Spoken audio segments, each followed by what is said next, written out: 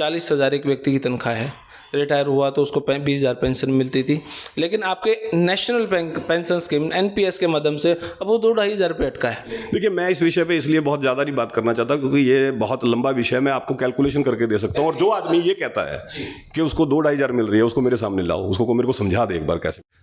आप जब सरकार में आने की तैयारी करते हैं, इलेक्शन जब लड़ते हैं, मैनिफेस्टो तैयार करते हैं, हम आपके लिए ये करेंगे ये करेंगे, अगर आप मैनिफेस्टो में ये मेंशन कर दो ना, हम आपकी पेंशन नहीं देंगे, पेंशन मत दें, आपको लगता है कि जनता भाजपा को आने देती है? नहीं, ये तो मेंशन करने की आवश्यकता ही नहीं थी।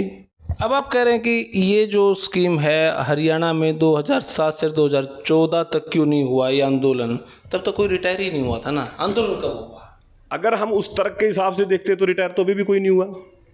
लेकिन दुख इस बात का ना, जो 4 से पहले रिटायर हुए तो वो तो 40,000 तनख्वाह ले रहे हैं, जो अब रिटायर हैं वो 7-8 रुपये अटके हुए हैं, तो ये समान वेतन वाली बात हुई। नहीं, मैं वही बार बार कह रहा हूँ कि पहले तो ये समझना पड़ेगा कि जो व्यक्ति का आप तर्क दे रहे हो वो व्यक्ति रिटायर हुआ, उसका कंट्रीब्यूशन कितना था, कितने टाइम उसने कंट्रीब्यूट किया, वगैरह वगैरह, ये सारे फैक्टर अलग है। क्या भाजपा सरकार दोबारा इस विषय पर विचार विमर्श करे कि हाँ, हम ओपीएस के बारे में सोच सकते हैं? जब हम अपनी बात समझाएंगे तो मुझे लगता है ये भाई भी समझेंगे। लेकिन वहाँ पर जो लोग थे उनका यूँ कहना था कि हमारी तनख्वाह काट ले हुए हैं, काट के कित डाले हैं, किन शेयरा में डाले हैं, कित मार्केट में डाला, हमने बेरा नहीं, और सरकार उनको है कि भाई हमारी मर्जी हम कितियाँ डाला, अरे पीछा तो मारा है, मारते बता कर डालते हो ना, कौन नहीं डाल।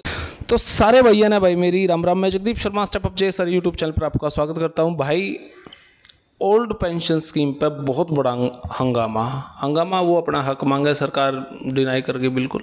तो इस मामले पे हमारे साथ है प्रवीण अत्री जी, भाजपा के spokes person. Sir Ram Ram. Ram Ram sir कैसे? बहुत बढ़िया, आप बताओ कैसे हो जगदीप भाई? मैं तो जी रैली देखा हूँ, बड़ी शानदार थी, मैंने सोचा भाजपा हिल गई होगी रैली कराता हूँ भाई। नहीं, देखिए ऐसा है, लोकतंत्र के अंदर धरना प्रदर्शन ये तो एक स्वाभाविक सी बात है, और लोकतंत्र में अधिकार है सबको अपनी बात रखने का, अपनी बात कहने का। जब कोई व्यक्ति अपनी बात कहता है या अपनी बात रखता है तो उसको उसकी बात को सुना जाता है, और अगर उसके अंदर कोई कमी या यूं कह लो कि उसमें कोई अतार्किक बात है तो उसको समझाया जाता है कि जो तू बात कह रहा है तर्क के आधार पे वो ठीक नहीं है। तो ये सब चलता है। तो वैसे सरकारी कर्मचारी माइक के सामने आता नहीं, कभी डरता है, कभी मेरी बदली हो जाए, कभी सस्पेंड हो जाऊं, लेकिन आज तो पूरा डिपार्टमेंट, हरियाणा के सारे डिपार्टमेंट आए हुए थे और पूरे जोश में थे। मैंने उनसे पूछा भी डर नहीं लगता आपको आक्रोश रैली है? बोले खट्टर साहब हमारी बात मान ले आप, आज ही हम उनको अभिनंदन रैली के रूप में प्रस्तुत कर देंगे। देखिए पहली बात तो ये है जगदीप जी, जिस बात को लेके उन्होंने प्रदर्शन किया, ओल्ड पेंशन स्कीम लागू करने वाली बात, मुझे लगता है कि अगर उनको इस पे कोई एतराज़ था तो जब भूपेंद्र सिंह हुड्डा ने 2007 जनवरी में इसको बंद किया था हरियाणा में, तब उनको इस बात को एतराज़ उठाना चाहिए था। 2007 में? मैंने तो सुना 2003 में। वही मैं बताता हूँ आपको जी, भाजपा ने इस पे नहीं, देखिए ऐसा है, जब केंद्र के अंदर भारतीय जनता पार्टी की सरकार थी, कुछ पार्टियों के समर्थन के साथ अटल जी हमारे प्रधानमंत्री थे, उस वक्त ये विषय आया कि ओल्ड पेंशन स्कीम की जगह एक नई स्कीम लाई जाए, क्योंकि ओल्ड पेंशन स्कीम की वजह से जो आर्थिक बोझ लगातार केंद्र के ऊपर बढ़ रहा था, प्रदेशों पे बढ़ रहा था, उस आर्थिक बोझ को भी कम किया जाए और कर्मचारियों का कैसे लाभ हो, प्रदेश और राष्ट्रीय स्तर पे आर्थिक बोझ को कम करके उसके लिए एक योजना लाने की बात हुई। सरकार बदल गई, यूपीए की सरकार आ गई, डॉक्टर मनमोहन सिंह देश के प्रधानमंत्री बन गए। मार्च 2005 के अंदर डॉक्टर मनमोहन सिंह प्रधानमंत्री थे, पार्लियामेंट के अंदर पेंशन रेगुलेटरी अथॉरिटी बनाने वाले डॉक्टर मनमोहन सिंह थे। पेंशन फंड रेगुलेटरी अथॉरिटी बनाने वाले डॉक्टर मनमोहन सिंह थे। वो लोकसभा के अंदर बिल लाए, बिल ला के उन्होंने एक अथॉरिटी बनाई। वो अथॉरिटी इसलिए बनाई गई जो न्यू पेंशन स्कीम, जिसको हम न्यू पेंशन स्कीम बोलते हैं, एक्चुअली नेशनल पेंशन स्कीम, उसको वो कंट्रोल करेगी राष्ट्रीय स्तर पे। विचार पहले ये था कि जो राज्य आर्थिक रूप से ये महसूस करते हैं कि उनको पुरानी पेंशन की जगह नई पेंशन योजना में शामिल होना चाहिए, वो उसके लिए स्वतंत्र हैं, बाध्य नहीं थे, स्वतंत्र थे। डॉक्टर जो भी राज्य चाहे, ठीक है। डॉक्टर मनमोहन सिंह ने क्या किया, जनवरी 2007 में सभी प्रदेशों के मुख्यमंत्रियों को बुला के एक बैठक की और सभी मुख्यमंत्रियों को प्रोत्साहित किया कि आप अपने प्रदेश में भी ओल्ड पेंशन स्कीम को बंद करके जो ये नई योजना है इसको लागू करें।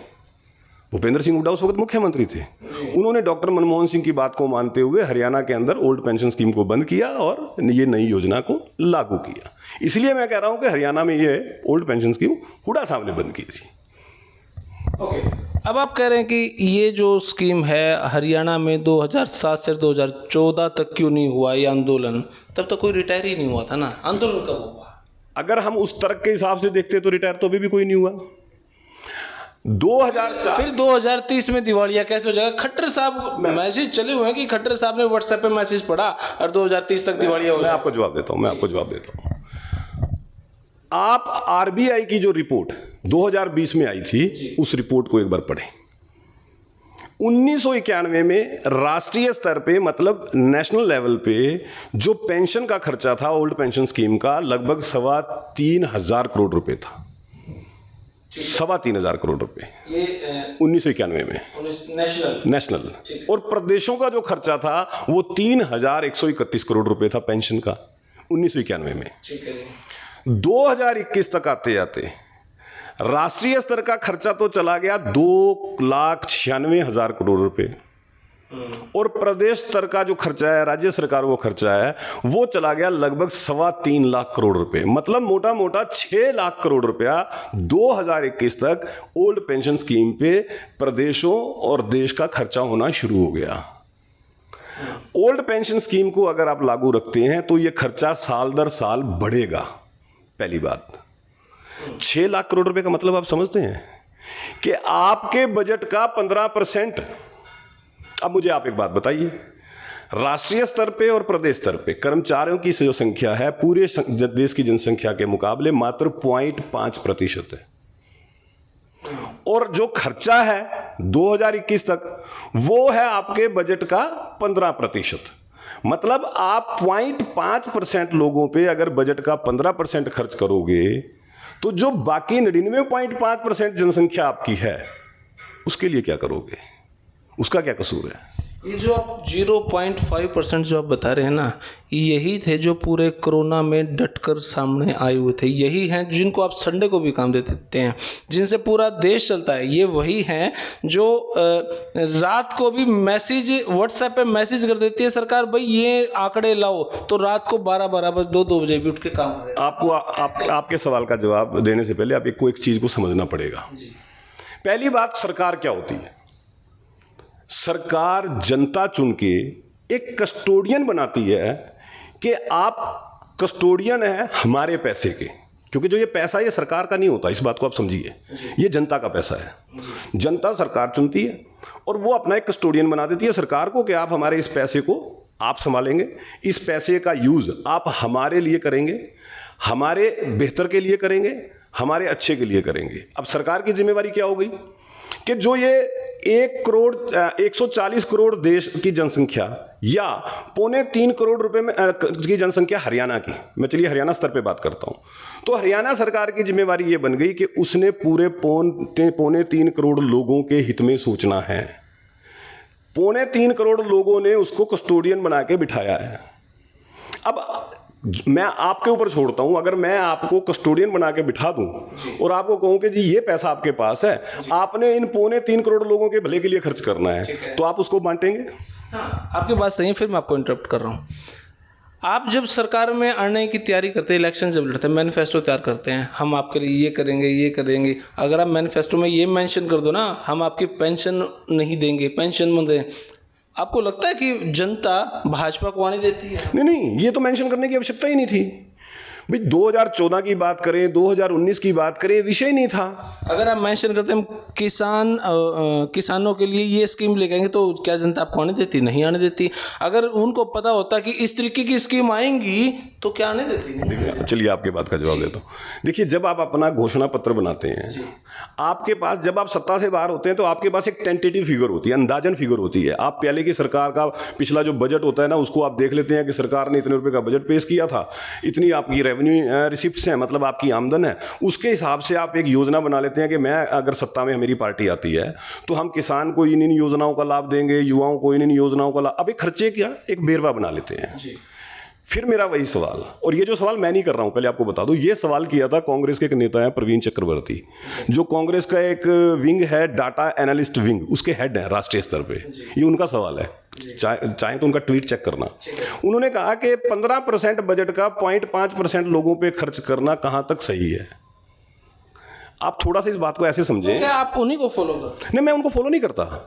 मैं तो मोंटेक सिंह आलूवालिया जी, जो बहुत बड़े इकोनॉमिस्ट हैं जी, योजना आयोग के उपाध्यक्ष रहे हैं, यूपीए सरकार के अंदर बहुत बड़े अर्थशास्त्री होने के साथ साथ कांग्रेस की सरकार को आर्थिक क्षेत्र में सलाह देते थे। डॉक्टर मनमोहन सिंह बहुत बड़े अर्थशास्त्री हैं, पूर्व प्रधानमंत्री हैं, वो जिनका आलूवालिया का आप जिक्र कर रहे हैं, तो कह रहे थे, मैंने जब विजेंद्र धारीवाल जी का इंटरव्यू किया, कहते हैं उन्होंने तो लाखों रुपए तो बाथरूम पे लगा दिए। देखिए, ये तो विजेंद्र धारीवाल को पता होगा, डॉक्टर मनमोहन सिंह ने लाखों रुपए लगाए या नहीं लगाए मुझे नहीं पता। मोंटेक आलूवालिया ने लगाया मुझे नहीं जानकारी, उनको जानकारी होगी। लेकिन मैं जो बात कह रहा हूँ, रघुराम राजन पूर्व आरबीआई गवर्नर, अरविंद पनगड़िया बहुत बड़े अर्थशास्त्री हैं, नीति आयोग के उपाध्यक्ष, मैं तो इन सब की बातों की बात कर रहा हूं। पार्लियामेंट के अंदर डॉक्टर मनमोहन सिंह 2005 में जब बिल लेके pension fund development regulatory authority बनाते हैं तो पार्लियामेंट में बोलते हैं कि ये सही समय है पेंशन के अंदर रिवाइव करने का। पी चिदम्बरम उस वक्त के वित्त मंत्री, वो बोलते हैं कि हमें पेंशन को दोबारा से देखना चाहिए। मैं नहीं बोल रहा हूं ये बात, लेकिन आज वही कांग्रेस क्या कर रही है, कभी दीपेंद्र हुड्डा बयान देते हैं, कभी भूपेंद्र हुड्डा बयान देते हैं। मतलब कांग्रेस की स्थिति क्या हो चुकी है, मरता क्या नहीं करता। क्योंकि कांग्रेस ने राजनीति के हर फ्रंट पे जाके देख लिया कि प्रदेश में वो भारतीय जनता पार्टी को चुनावी राजनीति में नहीं हरा सकते।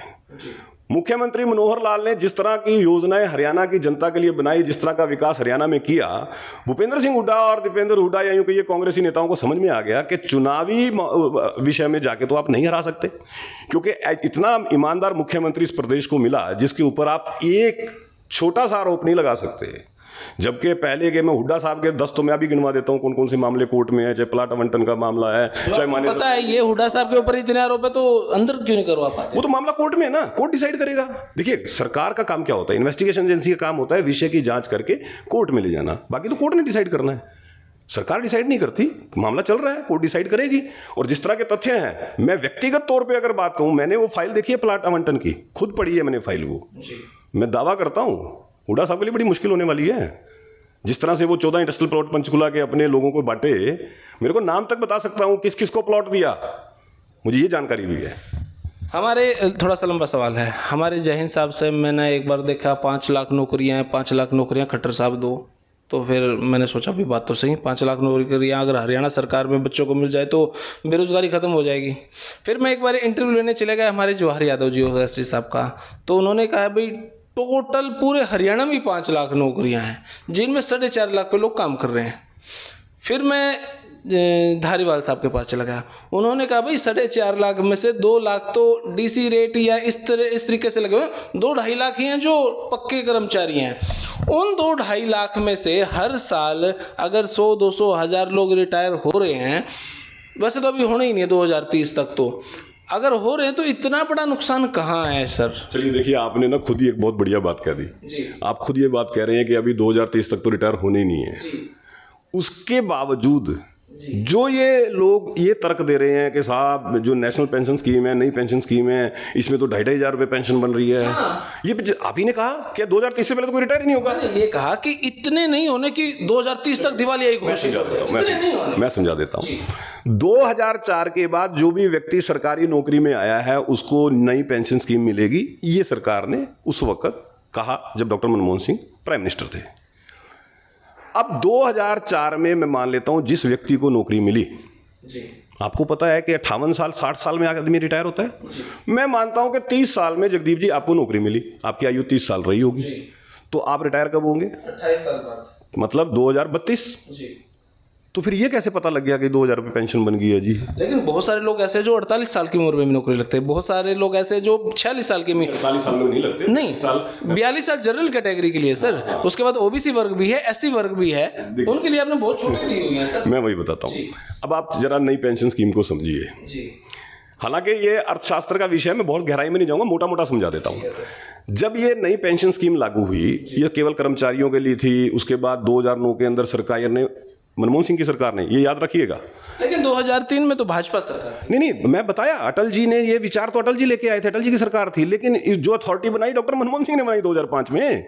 2007 में भूपेंद्र सिंह हुड्डा ने हरियाणा में बंद की, जब मनमोहन सिंह ने सभी मुख्यमंत्रियों की बैठक ली, उसके बाद हुड्डा ने बंद की है। मैं बता रहा हूँ ये चीज। तो मैं ये कह रहा हूँ कि 2009 में भी सरकार ने, डॉक्टर मनमोहन सिंह ने इसके अंदर एक परिवर्तन लिया था, जो पहले मात्र सरकारी कर्मचारियों के लिए थी, इसके सबके लिए ओपन किया था।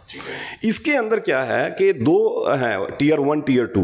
टीयर 1 क्या है? अगर आपका पैसा, देखिए, आप 10% कर्मचारियों का, 14% सरकार का कंट्रीब्यूशन, वो जो पैसा है वो टीयर 1 में अगर आप बात करते हैं तो एश्योर्ड रिटर्न की गारंटी, मतलब आपका पैसा भी सुरक्षित है, आपकी रिटर्न भी सुरक्षित है।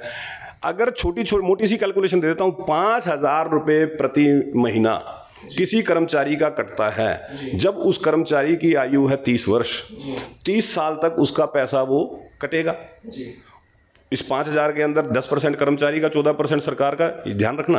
मतलब कर्मचारी का तो 2-2.25 ही कटेगा, बाकी सरकार का जाएगा। तो उसको 30 साल के बाद मालूम है कितना पैसा मिला है? 1,18,00,000 रुपए, जिसमें से 40% वो तुरंत ले सकता है रिटायरमेंट होते ही। 40% मतलब मोटा मोटा 45 लाख रुपए। बाकी पैसा जो है उसकी एवज में उसको हर महीने पेंशन मिलती है, और वो पेंशन की फिगर बनती है लगभग 46-47 हज़ार रुपये महीना। और जब उसकी डेथ के बाद जो उसका पैसा है जो बचेगा वो उसके परिवार को मिलेगा। ये सारे नियम तो आप जानते होंगे, मुझे लगता है। तो कहाँ से गलत है? मैं ज़्यादा नहीं जानता, फिर भी मोटा मोटी मेरे को जो पता लगा है, 40,000 एक व्यक्ति की तनख्वाह है। रिटायर हुआ तो उसको 20,000 पेंशन मिलती थी। लेकिन आपके नेशनल पेंशन स्कीम NPS के माध्यम से अब वो 2-2.5 रुपये अटका है। अब मोटा मोटी आप ये बता दीजिए, जिसकी 40,000 तनख्वाह थी तो अब उसको कितने मिले? देखिए, मैं इस विषय पे इसलिए बहुत ज़्यादा नहीं बात करना चाहता क्योंकि ये बहुत लंबा विषय, मैं आपको कैलकुलेशन करके दे सकता हूँ। और जो आदमी ये कहता है कि उसको 2-2.5 हज़ार मिल रही है, उसको मेरे सामने लाओ, उसको मेरे को समझा दे एक बार कैसे मिल रही है। तो आप बता दीजिए। देखिए, इसमें क्या है, मैं आपको चीज़ बताऊँ। इसके अंदर एक और भी है कि 3 साल के बाद अपने किसी इमरजेंसी यूज़ के लिए वो व्यक्ति 25% जो है पैसे का ले सकता है इमरजेंसी यूज़ के लिए। मान लीजिए किसी कर्मचारी ने 25% ले लिया तो उसका पैसा घट गया, नंबर 1। तो स्वाभाविक है जब उसका पैसा घटेगा तो उसकी रिटर्न भी घटेगी। ये तो इसमें तो मतलब किसी को कोई इनकार ही नहीं है। अगर वो चाहे जो 40% उसको लेना है आफ्टर रिटायरमेंट, जो 40% उसको मिलना है, अगर कोई व्यक्ति ये कहे कि जी नहीं मुझे 40 से ज़्यादा लेना है, मेरी कोई भी ज़रूरत है, तो स्वाभाविक उसकी रिटर्न कम हो जाएगी। तो मैं ये केवल कहना चाहता हूँ कि अगर कोई व्यक्ति अपने पैसे को समय से पहले उपयोग कर लेगा तो उसको तो 2.5 की होगी। वो अगर घटाएगा खुद ब खुद घटाएगा। लेकिन नहीं हो सकता। मैं अभी भी ये दावा कर रहा हूं कि आप मेरे सामने लाके बंदे को बिठा दो कि भाई ये देखो मेरी 2.5 है, मैं उसकी कैलकुलेशन समझना चाहूंगा। फिर भी मैं आपसे जानना चाहता हूं, बीच में बंदे ने कुछ नहीं निकलवाया, रिटायर हो रहा है, 4,000 तनख्वाह थी, तो उसकी आपके NPS के माध्यम से कितनी होगी? देखिए, मैंने जैसे आपको बताया है कि अगर मान लीजिए किसी व्यक्ति की 40,000 तनख्वाह है, 10% का उसका कॉन्ट्रीब्यूशन है, तो आप 10% समझते हैं कितना बना। हालांकि जो 40,000 तनख्वाह है उसके अंदर जो बेसिक सैलरी मान लीजिए 20,000 रुपये, 2,000 रुपये उसका कॉन्ट्रीब्यूशन हो गया, उसका 10%। 14% कॉन्ट्रीब्यूशन सरकार का, मतलब 2,800 रुपया। 2,000 उसका, 2,800 सरकार का, कितना हो गया? 4,800 रुपया। 30 साल तक उसका कॉन्ट्रीब्यूशन चलता रहा। तो 4,800 रुपये का अगर 30 साल तक कॉन्टिन्यूस का कॉन्ट्रीब्यूशन चलता रहे, तो मैंने जो बताया 1,18,00,000 की बजाय, क्योंकि 5,000 रुपये 1,18,00,000 की फिगर बनती है, तो टेंटेटिवली उस फिगर को आप मान के चले कि वो आके आपकी 1,05,00,000, 1,07,00,000 के करीब उसकी टोटल अमाउंट बनती है। अगर 30 साल तक वो कॉन्ट्रीब्यूशन रहता है, उसमें से 40% वो तुरंत निकाल लेता है, 40-45 लाख। आज के समय में महंगाई इतनी बढ़ गई है, 1 करोड़ में कुछ नहीं होना। अच्छा लगता है यहाँ बैठ के बात करें, 1 करोड़ होगा, 1 करोड़ में उसका 150 गज का मकान भी नहीं आना। वो पूरी ज़िंदगी उसके खर्चे इतने हैं। सरकार ने जब वो नौकरी लगा होगा तब 100 रुपये लीटर तेल था, जब वो रिटायर होगा तब वो 350 रुपये लीटर तेल होगा। क्योंकि मुझे ये पता था, मेरे पिताजी, भाई मैं तो 450 रुपये में नौकरी लगा हूँ, आज वो 70,000 से रिटायर हुए हैं। तो वो 1 करोड़ का मायना कह रहे हैं। नहीं, देखिए, पहले तो हम देखिए इसमें हर 10 साल में एक जीरो की वैल्यू कम हो जाती है। देखिए जगदीप भाई, पहली चीज़ तो ये है कि जब हम देश के संसाधनों के उपयोग की बात करते हैं, मैं देश के संसाधनों का जिक्र इसलिए कर रहा हूँ कि ये पैसा भी देश की जनता का है। चाहे वो कर्मचारी है चाहे वो कोई और भी है। हम बात कर रहे हैं देश के संसाधनों के उपयोग की। तो हमें जब देश के संसाधनों के उपयोग की बात करनी है तो हमें पूरे 140 करोड़ लोगों के बारे में सोच के बात करनी चाहिए। अगर हम प्रदेश की बात करें तो 2.25 करोड़ लोगों के बारे में सोच के बात करनी चाहिए। सिलेक्टिव सोच के बारे में बात नहीं कर सकते। अगर कोई व्यक्ति विशेष चाहे, मैं अगर चाहूं कि मुझे अकेले तो सब कुछ मिल जाए, बाकी किसी को कुछ ना मिले, ये नहीं हो सकता। लेकिन दुख इस बात का ना, जो 4 से पहले रिटायर हुए तो वो तो 40,000 तनख्वाह ले रहे हैं, जो अब रिटायर हैं वो 7-8 हज़ार पे अटके हुए हैं। तो ये समान वेतन वाली बात हुई। देखो, नहीं, मैं वही बार बार कह रहा हूँ कि पहले तो ये समझना पड़ेगा कि जो व्यक्ति का आप तर्क दे रहे हो वो व्यक्ति रिटायर हुआ, उसका कंट्रीब्यूशन कितना था, कितने टाइम उसने कंट्रीब्यूट किया, वगैरह वगैरह, ये सारे फैक्टर अलग है। मेरा केवल एक विषय है जो मैं बार बार आपसे बात कर रहा हूँ, सरकार की जवाबदेही सारी जनता के लिए है। आपको एक छोटा सा उदाहरण देता हूं, छोड़िए, ये कांग्रेस बहुत चिल्ला-चिल्ली कर रही है ना ओल्ड पेंशन स्कीम। हिमाचल में कांग्रेस का क्यों नाम ले रहे हो इसमें? क्योंकि वो विपक्षी दल शोर मचा रहे हैं, मैं बताता हूं। ये हम अगर वो हक के लिए सोच रहे हैं उसको शोर कहते हैं तो शोर। नहीं, ठीक है, अगर हक के लिए सोच रहे हैं तो उनको उनसे पूछ लेना कि आपने हिमाचल में वायदा किया, आपने आगे सरकार आ गई ना, तो फिर सरकार आ गई तो उसके बाद क्या हुआ भाई? झूठ बोल के आप वोट ले लोगे, लेकिन ओल्ड पेंशन स्कीम लागू तो कर दी। यही बताना चाह रहा हूं आपको, कैबिनेट में प्रस्ताव पारित हो गया, नोटिफिकेशन आज तक नहीं हुआ। तो भी 6 महीने तो हुए होंगे भाई, जब कैबिनेट में प्रस्ताव पारित हो गया तो नोटिफिकेशन भी कर दो। कर देंगे थोड़ा सा और। क्यों अब तक नहीं? पानी चलो, पीने का हम इंतजार करते हैं। आपको एक और जानकारी दे दूं, जिस वक्त तेलंगाना के अंदर चुनाव हुए थे, टीआरएस ने यही वादा किया था। तमिलनाडु के चुनाव में डीएमके ने भी यही वादा किया था। डीएमके वहां सत्ता में आ गई, टीआरएस तेलंगाना में सत्ता में आ गई, और दोनों ने अब तक लागू नहीं की। उनको तो सत्ता में आए 3 साल से ऊपर हो गए, क्यों नहीं लागू की? 4 साल से ऊपर मान लिए, क्यों नहीं लागू कर दी भाई? अच्छा, सुनिए, ऐसा नहीं है, जानकारी सारी देखो सब ना। हिमाचल का जो रेवेन्यू रिसिप्ट है, मतलब सरकार की जो आमदन है, उसका पेंशन खर्चा 80% है उसकी आमदन का। मतलब सरकार की जो आमदन आती है उसका 80% तो पेंशन पे खर्च होता है आज भी। जबकि एनपीएस अगर ओपीएस हुई तो कहां जाएगा वो आप अंदाजा लगा लीजिएगा। राजस्थान जो चिल्ला के कह रहे थे हम लागू करेंगे, क्यों नहीं नोटिफिकेशन कर दिया? 31% जो है खर्चा कर रहे हैं आज। साहब, हाथी के दांत खाने के और दिखाने के और। जो ये आप कह रहे हो ना कि ये कह दिया दिवालिया हो जाएगा, दिवाली सौभाग्य। देखिए, आप और मैं जानते हैं, अगर हम अपने घर में आमदन से ज्यादा खर्चे करने शुरू करेंगे तो आप और मेरे घर के हालात क्या होंगे? सिंपल, ये कोई बहुत बड़ा गणित नहीं है। अगर आमदन कम होगी, खर्चे ज्यादा होंगे तो घर के हालात क्या होंगे? आपको बैलेंस तो करना पड़ेगा ना। जी। मैं वहाँ पे आज धरने पे जो देख रहा था, 30-40 हज़ार लोग वहाँ पे आए थे। काफ़ी अच्छा कार्यक्रम था उनका, और कहीं ना कहीं दबाव भी शायद पड़ेगा। अब आप मानेंगे नहीं मानेंगे मुझे नहीं पता, लेकिन वहाँ पर जो लोग थे उनका यूँ कहना था कि हमारी तनख्वाह काट ले हुए हैं, काट के कित डाल रहे हैं, किन शेयरा में डालना है, कित मार्केट में डालना है, हमने बेरा नहीं। और सरकार उनको है कि भाई हमारी मर्जी, हम कितियाँ डालना। अरे पीछा तो मारा है, मारते बता कर डालते हो ना, को नहीं डालना। कल ने वो पैसा, वो मार्केट शेयर कागजा पे झूठे साचे साइन करा ले हैं, बैंक की इतनी सारी कंडीशन हम पढ़ते ही नहीं, साइन करते हैं, तो क्या हो? देखिए, पहली चीज तो ये है कि ये भी गलत है, ये गलत प्रचार किया जा रहा है। अडानी साहब बड़े डाउन पोजीशन में चले गए। अडानी का तो इस बात से कोई लेना देना नहीं है। सुनिए, ये कहना ना कि अगर पैसा डूब गया तो क्या होगा, जो मैंने जब ये बात कही कि एश्योर्ड इनकम का मतलब ये होता है कि सरकार आपको ये वायदा कर रही है कि इतने पैसे तो आपको मिलेंगे ही मिलेंगे, भले ही मार्केट में जो मर्जी हो। पहले समझें, टीयर 1 टीयर 2 देसी भाषा में बात करें, देसी भाषा में बात आपकी जानकारी के आप बताते हो। नहीं, मैं जानना चाहता हूँ देसी भाषा में। 1 लाख रुपए कर्मचारी के जमा हो गए और वो जहां पे आपने शेयर मार्केट में लगाया वो डूब गए, तो सरकार उसे 1 लाख का कितना देगी? सरकार ने जो वायदा किया वो तो देगी 1 लाख देगी जी। हाँ, वो जो उसके साथ, और उसके साथ जो सरकार अपना, पहले मैं बता देता हूँ, पहले क्या था, सरकार ने एश्योर्ड रिटर्न 5% कही थी। अब जो है मेरे ख्याल से मई के से 10% एश्योर्ड रिटर्न हो रही है। ये भी आपको बता देता हूँ। इस बात का मतलब क्या हुआ? इसका मतलब ये हुआ कि आपका जो पैसा है उसके ऊपर 10% का ब्याज देगी। ठीक है, ये कंसेप्ट। ये पैसा पता कहाँ लगता है, कैसे लगता है? उसमें ना फील्ड है कि आपने सरकार, आपका पैसा सरकारी बॉन्ड में लग रहा है, आपका पैसा कॉर्पोरेट में लग रहा है, आपका पैसा प्राइवेट उसके बॉन्ड के अंदर लग रहा है, या आपका पैसा इक्विटी में लग रहा है, और ये आप सिलेक्ट करते हो। आप सिलेक्ट करोगे कि मेरा 50% आप सरकारी बॉन्ड में लगा दो, मेरा 30% आप इक्विटी में लगा दो, मेरा 20% यहाँ लगा दो, और जब चाहो आप उसको चेंज कर सकते हो। पहली चीज। दूसरी चीज, अच्छा, अरे वही तो मैं आपको। दूसरा, जो मैंने अथॉरिटी जो डॉक्टर मनमोहन सिंह ने बनाई थी, जिसका मैं जिक्र कर रहा हूँ, उस अथॉरिटी ने कुछ बैंकों को एज ए फंड मैनेजर, चाहे वो कैनरा बैंक है, चाहे वो ICICI बैंक है, चाहे वो HDFC बैंक है, उनको फंड मैनेजर बनाया है कि वो आपके फंड को कंट्रोल करेंगे। मतलब वो देखेंगे कि आपका पैसा कहाँ लग रहा है, कितना रिटर्न आ रहा है। अगर कहीं पे कुछ ऊंच नीच होती है तो फंड मैनेजर जो है वो उसकी जिम्मेवारी है, तय है, ये सारा कुछ ये नियमों में है।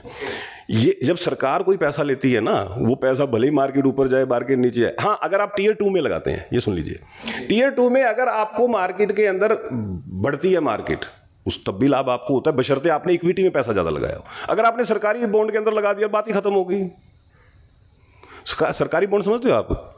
किसान विकास पत्र आते थे ना पहले, इंदिरा विकास पत्र आते थे ना पहले जी, वही वो सरकारी बॉन्ड है। मतलब वो पैसा सरकार ले रही है आपसे, वो सरकार के पास जा रहा है, सरकार आपको उसका वापस करेगी, तो सरकार तो नहीं कहीं भाग जाएगी। आप समझ रहे हैं? श्रीलंका की सरकार भाग गई थी। नहीं, श्रीलंका की सरकार, हाँ ये आपने सही बात की, ये आपने बिल्कुल सही बात की।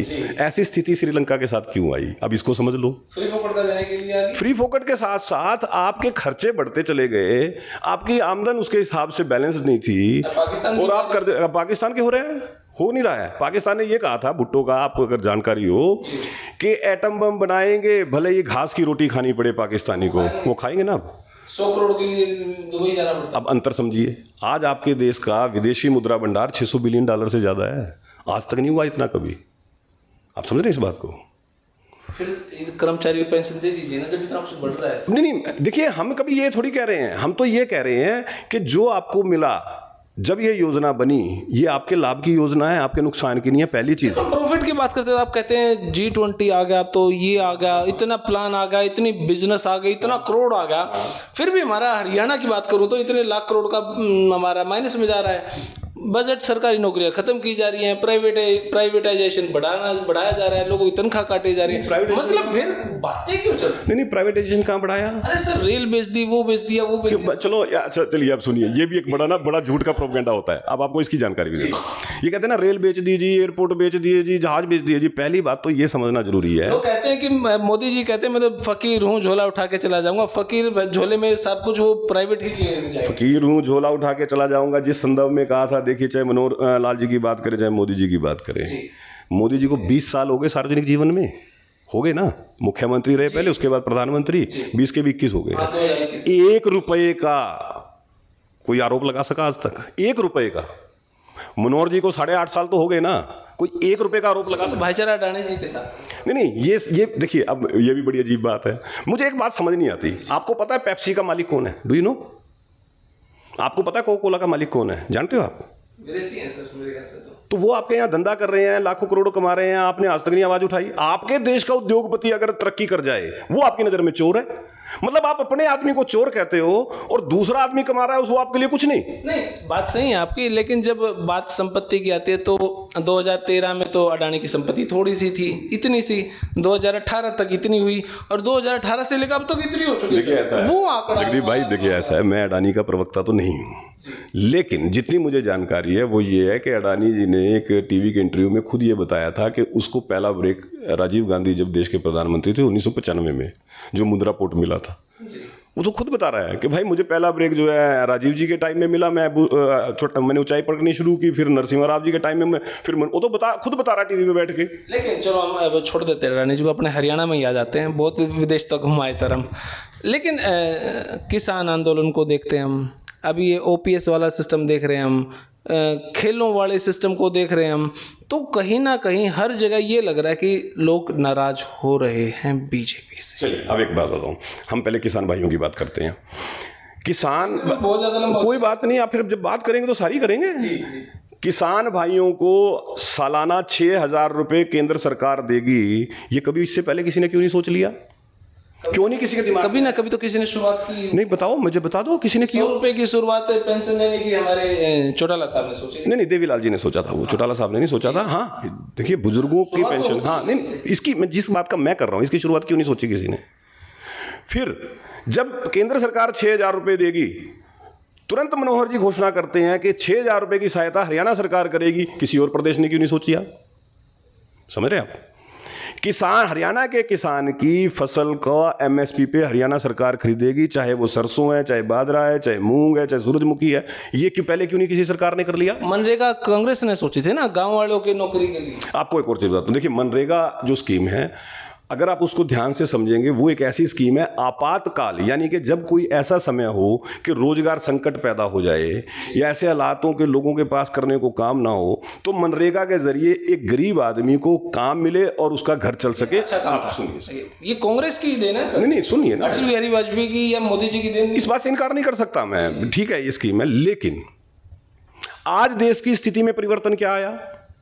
आज मनरेगा के अंदर लोग काम क्यों नहीं कर रहे हैं? क्योंकि उनके पास और बेहतर रोजगार के साधन आ गए हैं और ज्यादा आमदन के ऑप्शन आ गए हैं, इसलिए मनरेगा में घट रहा है काम। पता है आपको क्यों घट रहा है वो? क्योंकि इस सरकार ने आपका आर्थिक प्रबंधन इस ढंग से किया कि जो ग्रामीण क्षेत्र है उसके अंदर रोजगार के साधन बढ़े, इसके ऊपर काम करना शुरू किया।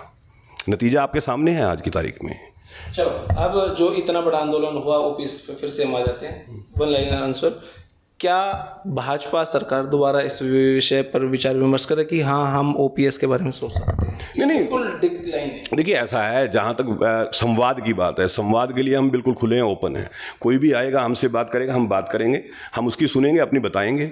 और कहीं ना कहीं जब आप बताते हो, समझाते हो, और मेरा मानना ये है कि जब आप अपनी बात समझाते हो पूरे प्रदेश के परिदृश्य के अंदर, पूरे राष्ट्र के परिदृश्य के अंदर, तो सामने वाला बात समझता है, ये मेरा मानना है। जब हम अपनी बात समझाएंगे तो मुझे लगता है ये भाई भी समझेंगे।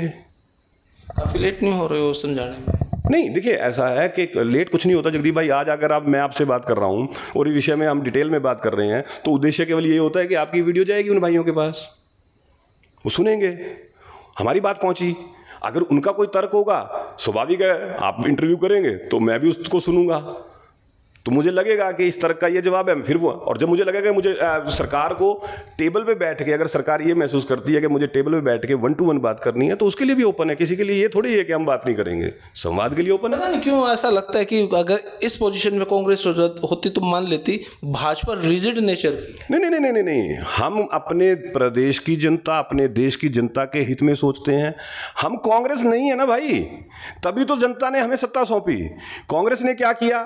हुड्डा साहब की बात करूं, किसानों की 70,000 एकड़ जमीन लूट की सीएलयू के नाम पे, 3,000 एकड़ जमीन झज्जर में रिलायंस को दे दी, इंडस्ट्रियल प्लॉट अपने मित्रों को दे दिए। कर दिया तो जेल में डाल दीजिए ना। वो कोर्ट करेगी ना, मैं और आप कुछ नहीं कर सकते, वो कोर्ट करेगी, आप समझे? तो क्या इलेक्शन टाइम में आप ये चीज दिखाएंगे कि हाँ हम तब वोट बैंक जीत लेंगे? नहीं, तो हम जनता के बीच में अपनी बात लेके जाते हैं, आगे भी लेके जाएंगे। जो हमने काम किए हैं हरियाणा के लिए, हम हरियाणा की जनता को बताएंगे, हरियाणा की जनता को बताएंगे, देखिए हम ये योजना लाए थे, आपको ये लाभ हुआ है। अब सबसे बड़ी बात, हरियाणा के अंदर जो गरीब से गरीब परिवार हैं, 1 लाख परिवारों को इस सरकार ने चिन्हित किया जिनकी आमदन 1 लाख रुपए से कम थी, और उनको मदद पहुंचानी शुरू की अलग अलग योजनाएं के जरिए कि उनकी आमदन 1 लाख से बढ़ जाए। उसके ऊपर काम होना शुरू हुआ। 35,000 तो रोजगार मेलों में ऐसे लोग हैं जिनके बहुत गरीब थे, राशन कार्ड ही कट गए। नहीं, देखिए मैं आपको बताऊं, इस विषय में मुख्यमंत्री जी ने भी बड़ा स्पष्ट कहा है कि अगर किसी व्यक्ति का राशन कार्ड कटा और उसको लगता है गलत कटा है,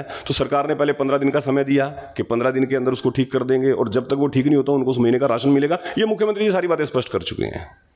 गलत किसी का नहीं कटेगा, जो योग्य व्यक्ति को पता ही नहीं ना, व्यक्ति है, आदिवासियों को पता ही नहीं उसका ऑफिस कहाँ है, कहाँ जाए, कहाँ धक्के खाए। बेचारा बहुत सारे विडो हैं, बहुत बुजुर्ग हैं। उसमें देखिए सरकार तो अपना काम कर ही रही है। सरकार ने तो बाकायदा टोल फ्री नंबर जारी कर दिया, मोबाइल नंबर जारी कर दिया। मुख्यमंत्री जी ने अपनी प्रेस कॉन्फ्रेंस तक में अनाउंस किया कि इन नंबरों पर कॉल करके वो अपना ठीक करवा सकते हैं। फिर हम आप जैसे भाइयों से उम्मीद करते हैं, जब आप वीडियो बनाते हैं तो आप भी उसमें बताएं कि ये नंबर है, इनको आप इन पे कॉल कीजिए। जगह जगह जो है सरकारी कर्मचारियों की ड्यूटी लगाई, दोबारा सर्वे करवाना शुरू किया।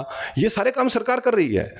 मैं यहां पे फिर अश्योर करता हूं कि किसी गलत व्यक्ति का कटेगा नहीं। जो पात्र व्यक्ति है उसको हर योजना का लाभ मिलेगा, लेकिन जो अपात्र है उसको क्यों?